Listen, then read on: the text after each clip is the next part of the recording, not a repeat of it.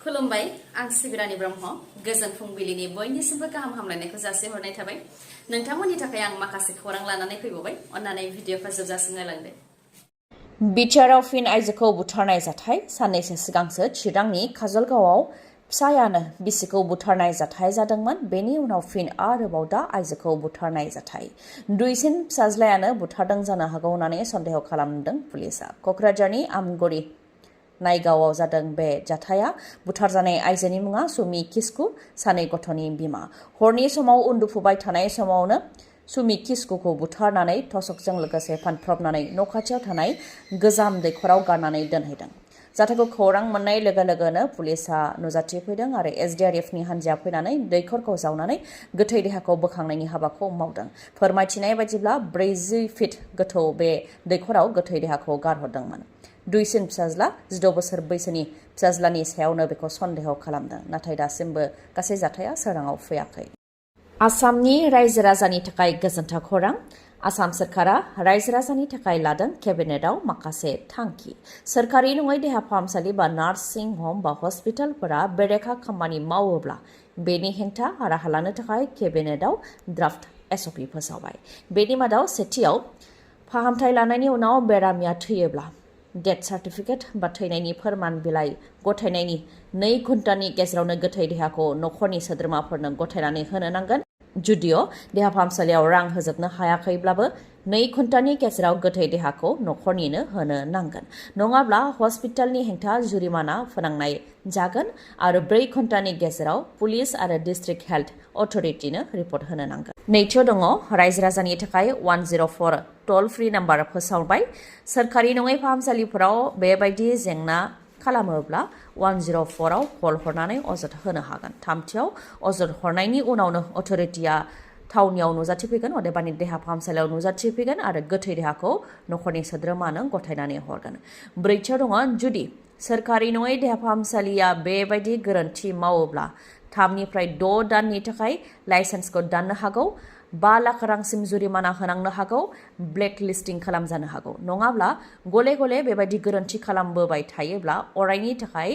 रेजिस्ट्रेशनखौ बोखारनाय जागोन सोरखारि नङै देहा फाहामसालिफोरनि हेंथा गोख्रों राहा फोसावनायनि अनगायैबो देग्लाय मेट्रिक आनजाद होनो गोनां फरायसाफोरनि थाखायबो गोजोनथाव खौरां आसाम केबिनेटआव प्रेरणा बिथांखिखौ गनायथि होबाय बेनि गेजेरजों देग्लाय मेट्रिक आनजाद होनो गोनां फरायसाफोरनो दानफायाव 300 राङै होनाय जागोन 1 नभेम्बर 2025 निफ्राय फेब्रुवारि 2026 एसएसएलसि बा मेट्रिक आनजादसिम फरायसाफोरनो दानफायाव 300 राङै होनाय जागोन फरायसाफ्रा जाहाथे फरायनायाव गोनां जानाय बिजाबफोर नटबुक बायदिफोरखौ बायनो हायो आरो मोजां जानाय आदार बायनो हायो बेनि थाखायनो साफ्रोमबो फरायसाफोरनो दानफायाव 300 राङै होनाय जागोन रां मोननो थाखाय एप्लाइ खालामनाया 1 सेप्तेम्बरनिफ्राय 31 अक्ट'बरसिमनि गेजेराव जागोन ASSEB जों गनायथि होजानाय गासै फरायसालिनि फरायसाफोरानो बे मुलाम्फाखौ बा खाबुखौ मोननो हागोन फुजारिफोरनि सायावबो केबिनेटआव थांखि लादों आसामनि सात्रासाव थानाय गासैबो फुजारिफोर जायफोर धोरोमनि थाखाय जुलि जायाखै बिथांमोननो दानफायाव 1500 राङै होनो थाखाय थांखि लादों आसाम केबिनेटआव UPPL सोरखारनि खामानि मावनायखौ लानानै मोनफानि उनाव मोनफा आसि दिन्थिदों बुंथिगिरि बिश्वजित दैमारिया थांनाय बावैसो सान सिगांसो बिटिसिआव फैनाय राङा खामानि मावनो हायैनि थाखाय बोसोरफ्रोमबो 200 निफ्राय 300 कौटि राङा गिदिंलांफिननो गोनां जादों होननानै फोरमायथिदोंमोन बिश्वजित दैमारिया बेनि उनाव दा बिटिआर गोरोबथा बायदियै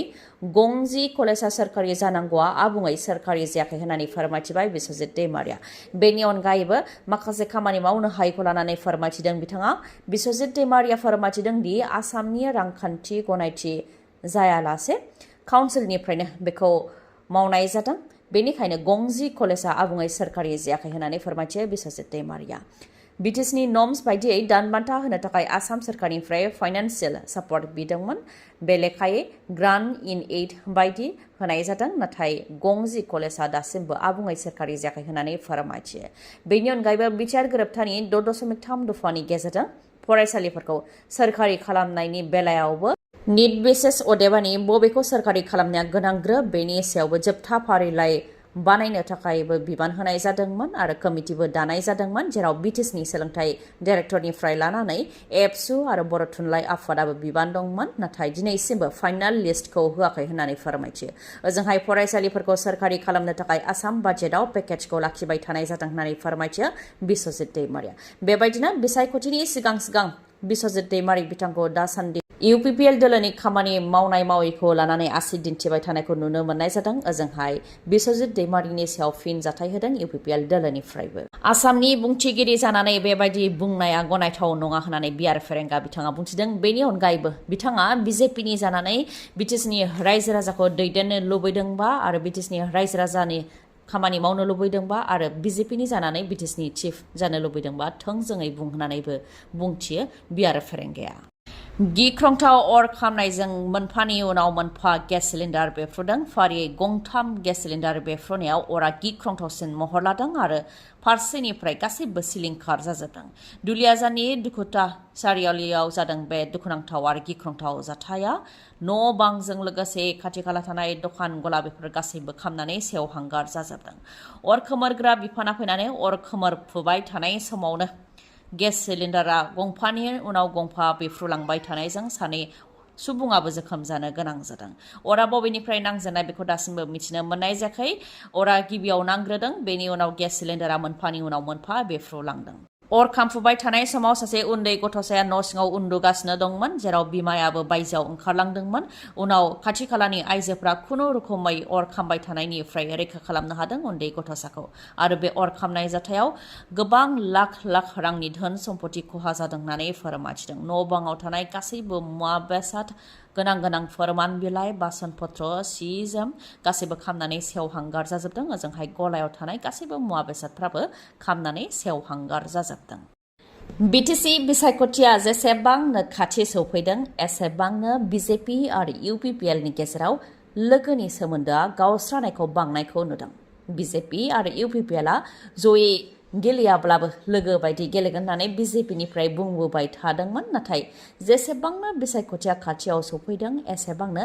BJP आरो UPPLनि गेजेराव गावस्रानाया बांनायखौ नुदों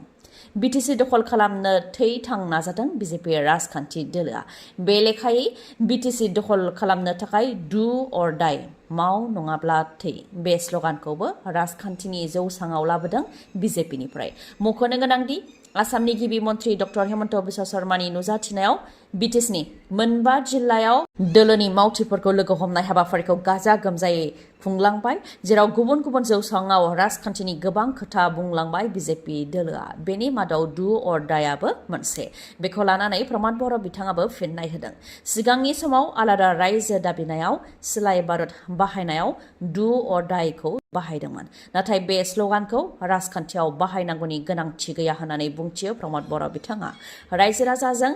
रायज्लाय मोजां खामानि माव रायजो राजाया मोजां मोनोब्ला भट होगोन आरो मोजां मोनाब्ला भट होनाय नङा होननानैबो बुंथियो प्रमद बर' बिथाङा बेनि अनगायैबो BJP दोलोआ राजखान्थिनि जथुम्मायाव बड'फा उपेन्द्रनाथ ब्रह्मनि मुसुखा दैखांनायनि सायावबो प्रमद बर'आ बुंथियो दि राजखान्थिनि जथुम्मायाव बड'फा उपेन्द्रनाथ ब्रह्मनि मुसुखाखौ BPF आरो UPPLआ माब्लाबाबो दैखांफेराखै सोरखारि हाबाफारिफोरावसो बाहायदों बिथांनि मुङै सोरखारि बिथांखिफोरबो लाबोनाय जादों नाथाय BJPआ बुजिस्लाबाखै जानो हागौ बड'फा उपेन्द्रनाथ ब्रह्मनि मुसुखा लाबोयोब्ला भटआ बांगोन सानदों जानो हागौ होननानै बुंथियो प्रमद बर'आ बेनि अनगायैबो जायनाखि BJP दोलोआ BTCआव गोजोननि मोन्थोरखौ लानानै बिसायख'थि गेलेनो सिगांदों बेनि सायावबो प्रमद बर'आ फिननाय होयोदि बड'लेण्डआव गोजोना बर' हारिनि थाखायसो फैदों बर' हारिया गोजोन लुबैनायखायसो गोजोना फैदों बेनिखायनो बड'लेण्डनि इयुन आरो बड'लेण्डनि साननाय हनायनि बेलायाव बर' हारिनि सायाव बांसिनै सोनारो होननानै बुंथियो प्रमद बर' बिथाङा राजखान्थिनि सायाव खोथा बाथ्रा बुंनायनि अनगायैबो मुंख्लं नखरनो अनसुंथाइ होनायनि बेलायावबो प्रमद बर'आ बुंथियो दि एबसुनि 1987 आरो BLTनि 1996 मायथाइनिया माखासे दंबावो 2 जुनाव एबसुनि 360 आरो BLTनि 91 नखरनो होनाय जाबाय आद्रा थानाय 1700नि बांसिननो 15 आगस्टनि सिगां होनो नाजागोन होननानै बुंथियो प्रमद बर'आ आरो फैबाय थानाय 10 बोसोरसिमाव जायखिजाया BTechनि साख्रियाव मुंख्लं नखरनि थाखाय 3% रिजार्भेसन थागोन होननानै फोरमायथियो बेनि अनगायैबो जेबो जेंना थायाबा 30 जुलाइनि गेजेराव एलपि आरो इउपिनि 1000 फोरोंगिरिफोरनो एपइन्टमेन्ट होनो नाजागोन होननानै बुंथियो प्रमद बर' बिथाङा। AIUDFनि सा 9 MLAफोरखौ एरेस्ट खालामदों आसाम पुलिसा। धुब्रि जिल्लायाव जादों दुंहाव थासारि। फोरमायथिनो गोनांदि धुब्रि जिल्लानि माखासे ओनसोलफोराव इभिक्सन जानाय बा होस्रांनायखौ लानानै दासान्दि दुंहाव थासारि जादों। गोबां बिघा हाखौ आसाम सोरखारा इभिक्सन खालामगासिनो दं। बेखौ लानानै दुंहाव थासारि जादों धुब्रि जिल्लानि माखासे ओनसोलफोराव। बेखौ लानानै सोमावसारनाय हाबाफारि लादोंमोन, जेराव होस्रांजानाय सुबुंफोरनो खहा सुफुंनानै होनांगौनि थाखाय दाबि दैखांदोंमोन आरो गुबुनाव फिन थांनानै थानायनि राहा खालामनानै होनो थाखाय सोमावसारनाय हाबाफारि लादोंमोन। नाथाय सोमावसारनाय हाबाफारि जोबखांनायनि उनाव सोमावसारग्राफोरजों लोगोसे MLAफोरा हरखाबै लामायाव ओंखारबोदोंमोन, जायनि जाहोनाव थासारिया आरोबाव दुंहाव जादोंमोन। बेनि उनावनो AIUDFनि सा 9 MLAफोरखौ एरेस्ट खालामदों आसाम पुलिसा।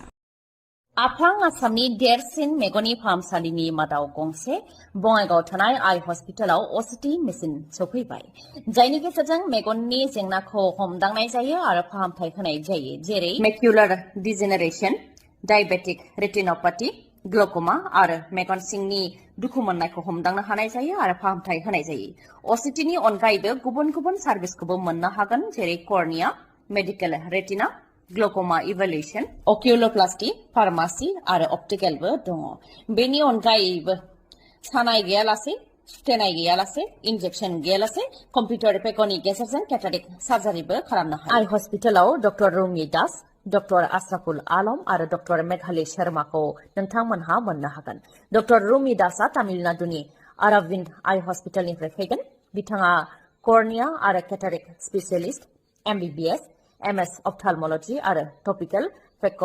सार्जारिनि एक्सपार्ट। बिथांजों लोगोसे MBBS, MS आइ स्पेसियलिस्ट अप्थालमोलॉजी फेक' सार्जन डक्टर आशराफुल आलम आरो MBBS, MS आइ स्पेसियलिस्ट अप्थालमोलॉजी डक्टर मेघाली शर्माखौ मोननो हागोन। खम बेसेनावनो नोंथांमोनहा फाहामथाय लानो हागोन। थङा जाहैबाय बङाइगावनि लवार आसाम हस्पिटालनि उल्था दिगाव थानाय बास स्टेन्डनि साखाथियाव। कन्टेक्ट नाम्बारा 6900949900। दिनैनि भिडिअआ एसेनोसै। गाबोन आरो गोदान भिडिअजों लोगो मोनफिनबावगोन। नोंथाङा दासिमबो आंनि चेनेलखौ साबस्क्राइब खालामाखैबा अन्नानै साबस्क्राइब खालामदो, लोगोसे लाइक, कमेन्ट आरो शेयार खालामनो दाबाव। गोजोन्थों।